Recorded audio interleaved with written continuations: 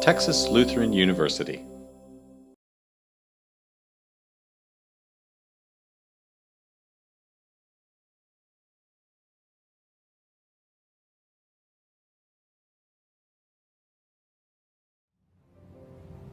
Joining us today for this month's edition of the Dr. Deborah Hedinger Alumni Faculty Lecture Series. My name is Taylor Collins. I'm a class of 2014, Go Bulldogs, and I'm the Assistant Director of Digital and Alumni Engagement.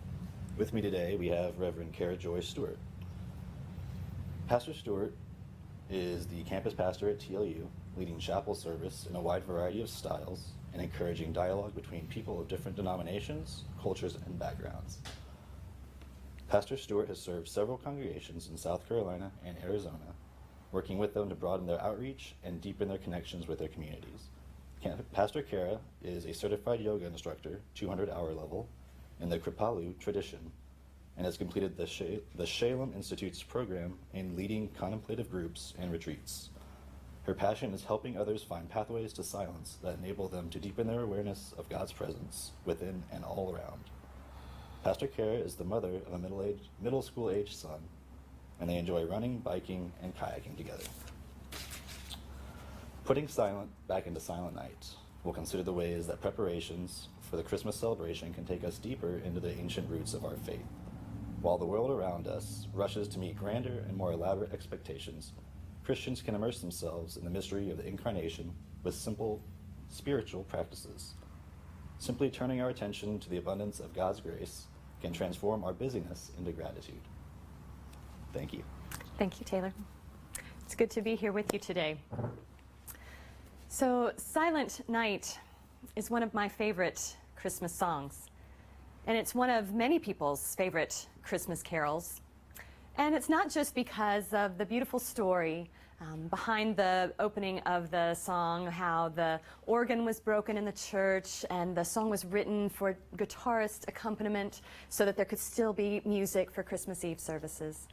And I think it's not just because Silent Night has such a beautiful melody. It's so easy to sing. We can teach it easily to our kids, and so we grow up singing this beautiful song. And it's not just because we have so many wonderful memories of Silent Night, so many memories of Christmas Eve services with everyone holding a candle and raising it as we sing Silent Night together in a darkened church. I think that Silent Night is so meaningful to us because it touches something very deep in us. It is so emblematic of our longing for peace in this busy season. And it opens up pathways in a time when we are feeling blocked and stuck in old patterns. Silent Night is so opposite of how we usually experience the Christmas season. It is usually more chaotic than silent. We are trying to do more every season, add another tradition without letting go of any of the others. And we tell ourselves it's not Christmas until we do this, or it's not Christmas until we go here, and it's not Christmas until we make this craft, and it's not Christmas until we eat this food, and it's not Christmas until we visit this person. We find ourselves so immersed in all of the expectations that our Christmas preparations are usually more cacophonic than silent. Our ears are dealing with so many noises at this time of year. We have loud music in the stores encouraging us to be happy and buy more. And there's the Salvation Army bell dinging and reminding us how we haven't given enough. And there's our kids whining and complaining, and who knows who else in the family, that we haven't bought the right present or that they haven't gotten what they wanted. There's so many voices that we are hearing that Silent Night is a distant memory in our Christmas preparation. And usually our Christmas is more anxious than peaceful as we prepare for events that welcome family members, that give us pause to concern whether we've cleaned the floors better than we did last year when we got complaints, or anxieties we have about things going on at work and pleasing the boss and pleasing our coworkers with the traditions we have there. Christmas is just full of failed expectations and a lot of busyness that we can't settle down into any kind of peace. You know, we have deep concerns about this, not only in the world, but even in the church, that the people who are church leaders, we talk about this every year, and how can we help our parishioners, how can we help our sisters and brothers in Christ find a deeper sense of the Christmas season? Well, I found a really wonderful sermon that addresses this very issue. What should we call this feast? This pastor writes. It isn't a feast at all. There is no real friendship behind all the presents. Everyone wants to get presents, but those who give them are ill-tempered, and those who receive them pass them on to more prominent people. This so-called festival causes nothing but debts and grief. Children learn to beg and grovel for presents. It seems to describe exactly what we are so frustrated about our Christmas preparations today. But do you know when this sermon was written? The year 400. That's 400 AD, CE, for those who are correct these days. This sermon addressed the problem of gift giving and receiving gone wild way back at the beginning of our celebration of this holiday. So obviously, this is not a new issue for us, but it's just part of our humanity to get caught up in all of this gift-giving frenzy. You know, we don't know much about how they originally celebrated Christmas. We do know that originally they had set the date for Jesus' birth in the springtime. They set it at the same time as the spring equinox because they celebrated Jesus' birth connected with their celebration of the birth of creation. In Roman thought, the whole world was created at springtime, and so they connected that with Jesus' birth and associated him with the creation of the sun. It lasted that way for about 100 years until St. Augustine and all of the folks at his era in the 5th century decided they needed a more orderly pattern for the celebrations of the church year. And so they set Jesus' birthday at the winter equinox in December, and then balanced that with John's birth that they set in the middle of summer. And they did this based on a line from John that said, "He must increase while I decrease." So the emphasis was on the days getting longer after Jesus' birth, set at the winter equinox, and then John's birthday in the summer, that the days would begin to shorten after his birthday. And so it illustrated by the seasons of the year this theology that Christ must increase and the followers of Jesus then get out of the way to allow Jesus to grow in our lives.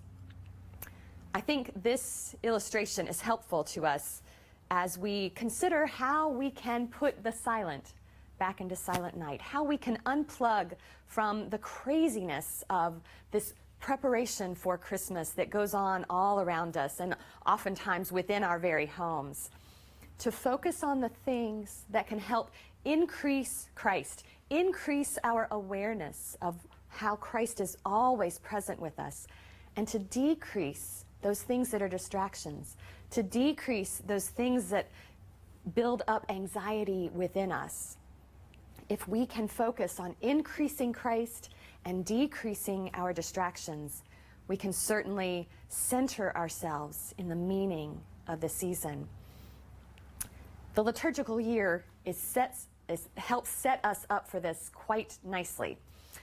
If you know anything about the seasons of the year, our church year begins with Advent, and we have 4 weeks of Advent, 4 Sundays of Advent that prepare us for Christmas. The season of Christmas lasts 12 days, so the 12 Days of Christmas song that everybody hates is actually a Christian song. And then the season of Epiphany completes the Christmas cycle as a time that we remember all of the ways that Jesus was revealed to the nations. So starting with the Magi bringing gifts, moving through Jesus' baptism, and then through the feast at the wedding of Cana where he performed his first miracle. All of this is part of our observation of Christmas. But what's interesting is that Advent, which is the time in our world when everybody is going crazy over Christmas, was actually a season that was instituted way back in this ancient church as an alternative to the practices of the Roman festival Saturnalia. So this was a festival that was going on before this winter solstice, and the Romans were famous for their debauchery and excess during this season.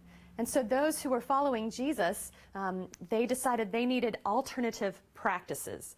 They instituted additional spiritual practices, additional devotional practices during these weeks before Christmas so that they could set themselves apart and build community and lift one another up in their devotion to Jesus, up against this debaucherous festival of their neighbors.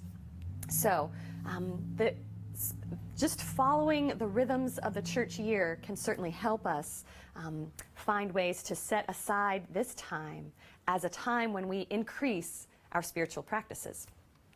But there's another season and another way we can also increase these practices. During Lent, we always talk about increased spiritual practices as well, and we usually base that off of this reading from Matthew. Usually on Ash Wednesday, you'll hear this scripture from Matthew 6. It's part of Jesus' Sermon on the Mount. And as we think about the ways we prepare for Easter, we think about these three different categories for spiritual practices. So first, Jesus says, "Whenever you give alms, do not sound a trumpet before you as the hypocrites do in the synagogue and in the streets, so that they may be praised by others. When you give alms, do not let your left hand know what your right hand is doing, so that your alms may be done in secret, and your Father who sees in secret will reward you." So Jesus first talks about the spiritual practice of giving alms, which is helping the needy, helping people who are poor, helping people who are oppressed. So a spiritual practice that we could add to our Advent preparations is helping people in need. And so perhaps this is buying gifts for children who are in your community and working through Toys for Tots or one of those programs. But perhaps it's also deepening your giving to global projects through works at your church or through the international organizations that you know and trust.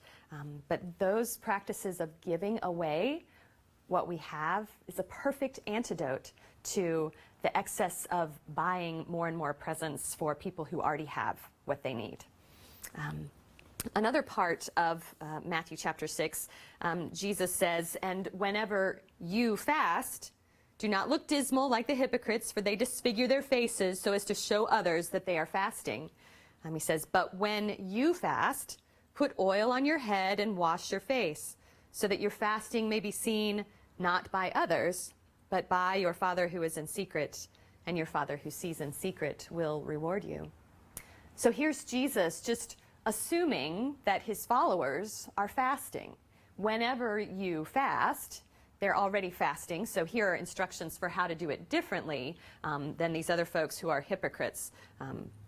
So Jesus calls us to this practice of fasting, and now it's something that's certainly fallen out of fashion in the last several hundred years, but it's a practice that's becoming renewed, at least in the circles that I run in, as a way to, again, let go of the excess of our world.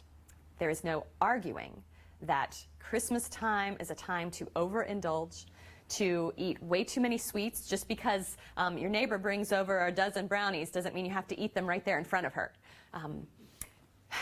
It is a tough time when we respond to all of the things that are available, all of the special treats. I mean, how many special flavors of coffee can there be for one season? But fasting can be a way that we put some distance between that overindulgence and ourselves. It's a way that we remind ourselves that we are dependent only on God for our sustenance, and that God has promised to provide what we need. And while there are lots of medical issues involved with this spiritual practice, and so I always recommend people talk with their doctors before including this practice in your own life. But those who are able to do this can also participate in a range of ways. Fasting can be done simply for half a day, missing one meal, not just because you forgot the meal. That does not count as fasting.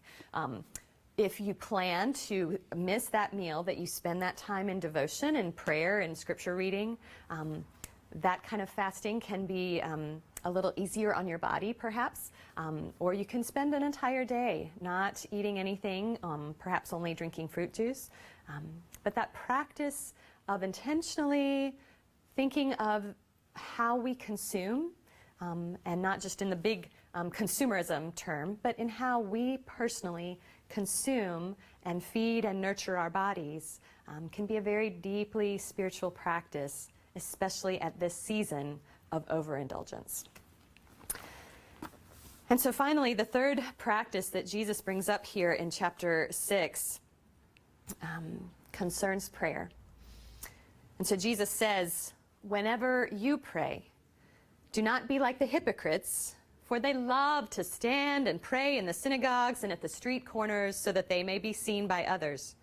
Truly, I tell you, they've received their reward. But whenever you pray, go into your room and shut the door, and pray to your Father who is in secret, and your Father who sees in secret will reward you. There's lots of other good stuff that Jesus includes here in this passage, and of course this is the time when he gives us the Lord's Prayer. But it is concerning prayer that I think we can grow even more deeply in our spiritual practices at this time of year. There are lots of different ways to pray. We know that Jesus went off to lonely places to pray on a regular basis throughout his ministry. And so using prayer in our spiritual walk in a regular pattern can be deeply moving and can connect us with Christ's own practice. But there are lots of new ways to pray. And so I wanted to share with you a couple of ideas for how at this time of year you can add different prayer practices to grow deeper and allow Christ to increase in your life. So I brought along my handy running shoes. Now I am a runner, and so yeah, these are kind of gross. But you can. This is a reminder to me that running and walking, biking, all of those physical activities that get us in a rhythm can be wonderful aids in prayer. When I was first ordained, I used to write my best sermons after and actually during my long runs. After about mile 5 or 6, your brain really disconnects. And I think this can happen even after about 5 minutes of activity if you are intentional about it. So thinking about times in your day, in your busy, crazy December, that you can put on your walking shoes and just go around the block with no purpose other than to be with God and to listen, can be very powerful. I also brought along my handy-dandy mini ELW. As a Lutheran pastor, I have one of these usually around most times, but we don't think often of singing as prayer, but there are some beautiful hymns, particularly in our Advent section, that have words that can help focus us into the meaning of our season and our preparation. So even if you're not a singer, even if you can't read music and that sounds weird to you, you can also just use this poetry as meditative time with God. So don't forget other kinds of sources that you may have of poetry or songs that are meaningful to you that can be part of deepening your prayer life at this season. I also brought a journal to remind you that just writing what you have on your heart, perhaps writing a letter to God, can be a beautiful form of prayer. Oftentimes, putting a pen in our hand can help thoughts flow even more deeply than when we're just rolling around thoughts in our minds. And so to have a journal, perhaps a special Advent journal that you keep each year, could be a wonderful tradition. Something else to add. No, I didn't say that. But to just take time to write down your prayers can be a helpful practice for your spiritual journey. And then finally, this is all the rage now, and I can't believe how quickly it took off, because just a couple years ago when I talked with my students about coloring, they were like, oh, that reminds me of kindergarten.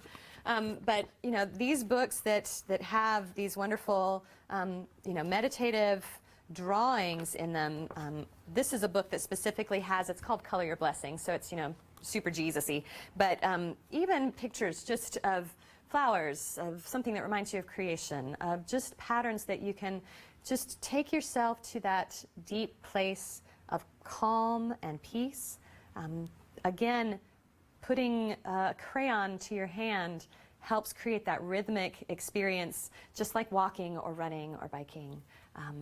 So all of those things help to take us out of our minds and to focus us deeper in our heart space, where we can listen for God. So those are wonderful practices. But what I'm most interested in talking with you about today is silent prayer. Jesus went off to his lonely place, not with a journal in hand and not with crayons and paper.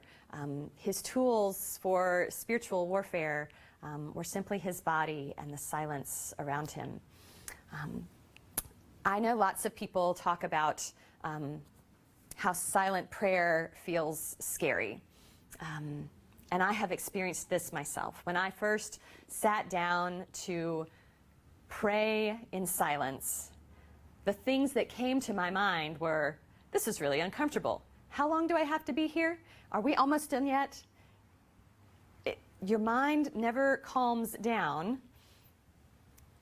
but with practice, you can move to a deeper place. Oftentimes people get started with silent prayer and they let go of the practice because they feel like they're not accomplishing anything. Sitting in one place, not doing anything for 5 minutes, 10 minutes, 20 minutes seems almost heretical in this fast-paced, multitasking world. But what comes up for us is something really transformational when we really focus on the silence around us.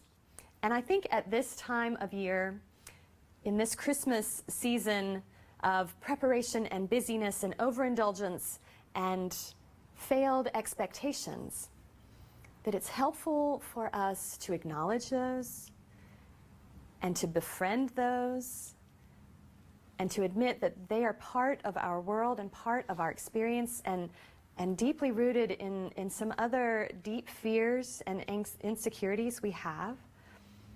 But when we sit in silence with those, God is able to get in there and work with that stuff.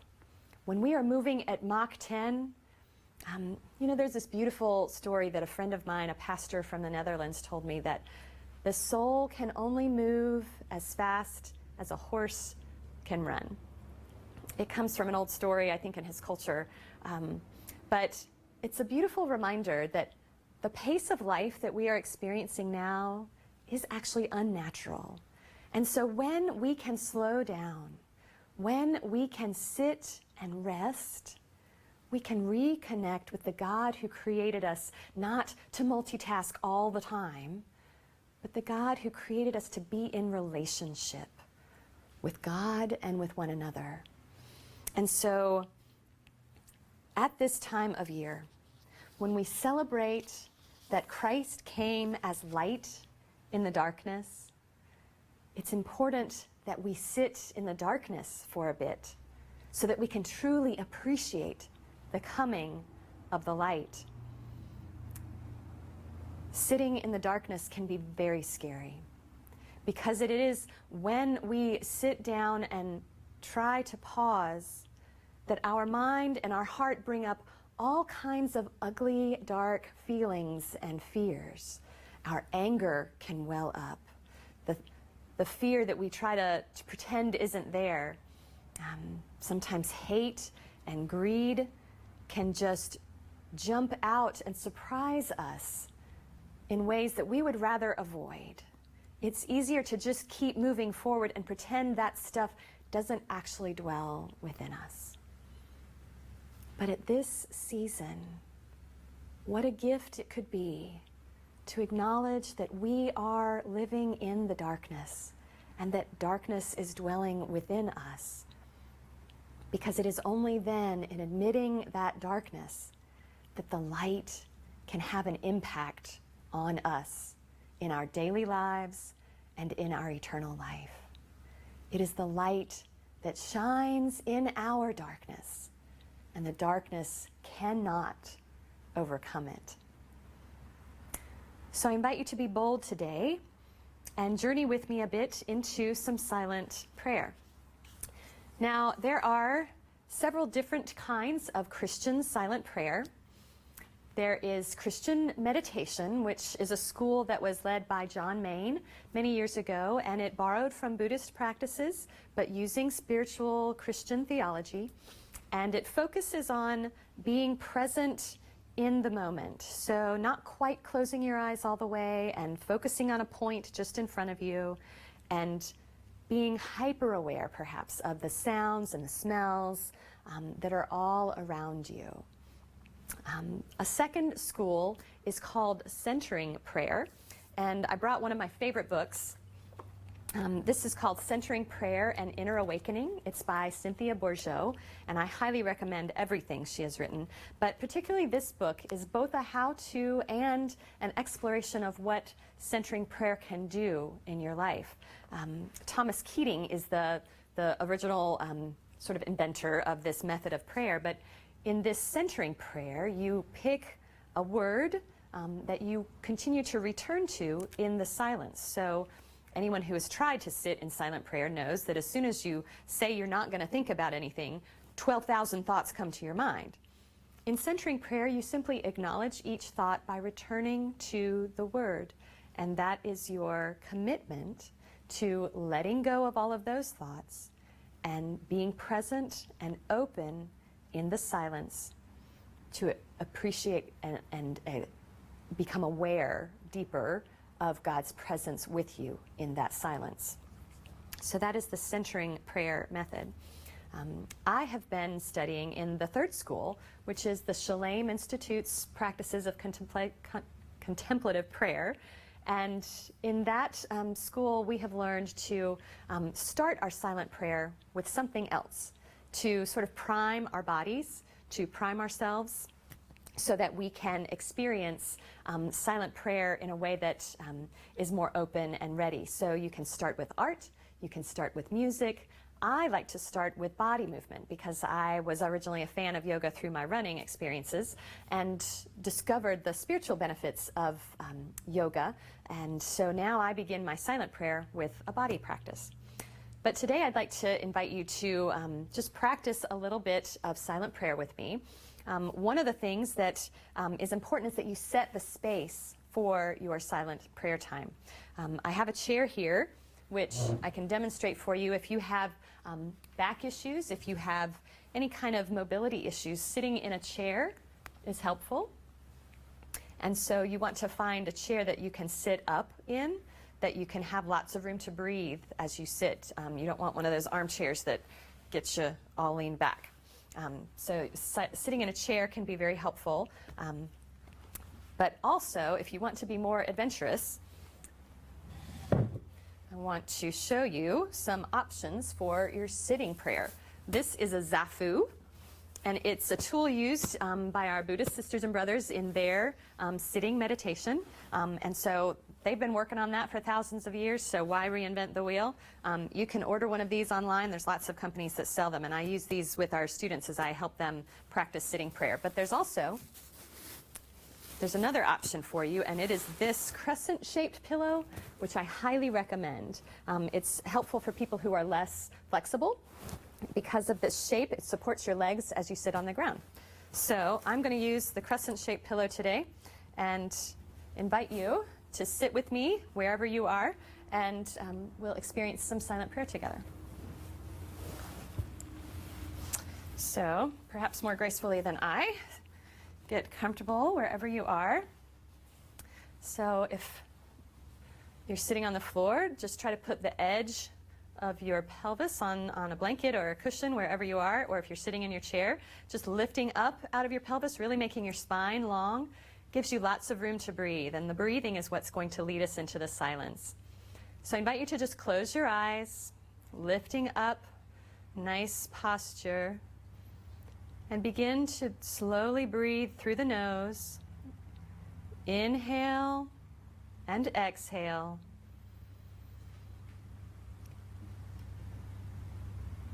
And allow the breath to bring your focus inside your body, to just shut out all the external world,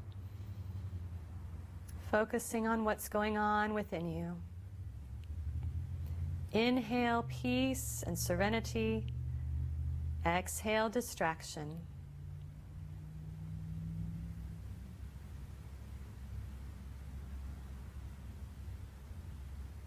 As you focus on your breath, allow each thought to just let go. Let it float on by, not focusing at all, but just being present in the moment and being present with your breath.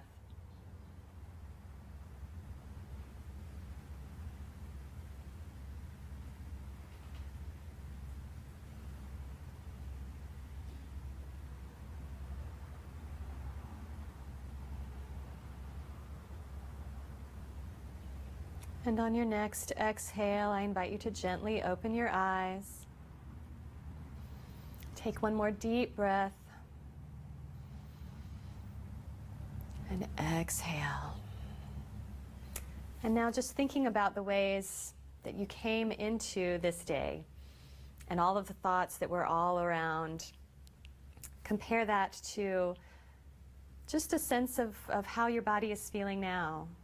If just through those couple of minutes of silence and breathing, if you can make a difference, if you can sense a difference, and then imagine multiplying that by sitting in silence for 5 minutes or 10 minutes or even 20 minutes, once a day or twice a day, can really help deepen your awareness of God's presence around you and can be an antidote to the busyness of this season.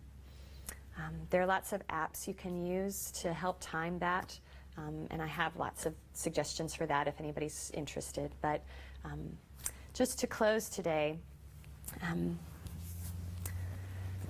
wanted to thank you for joining me on this journey of silent prayer and to encourage you to find the practices that work for you to allow you to increase Christ in your life and decrease the distractions, and to remember to put the silent back into silent night so that your experience of this Advent, Christmas, and Epiphany season can be one of joy at the coming of the light of the world. Thank you. I'm going to put my suit back on. Well, thank you for lecturing today, Pastor Stewart. We greatly appreciate it. Thank you. And our next edition is going to actually be in February. We're taking a month off in January. We have TLE professor Dr. Bill Squires and TLE alumni Pete Silvius. They're going to be lecturing on obesity, metabolic syndrome, diabetes, a pandemic, on Thursday, February 9th. So we'll see you then. Thank you for joining us. For more information, please visit tlu.edu.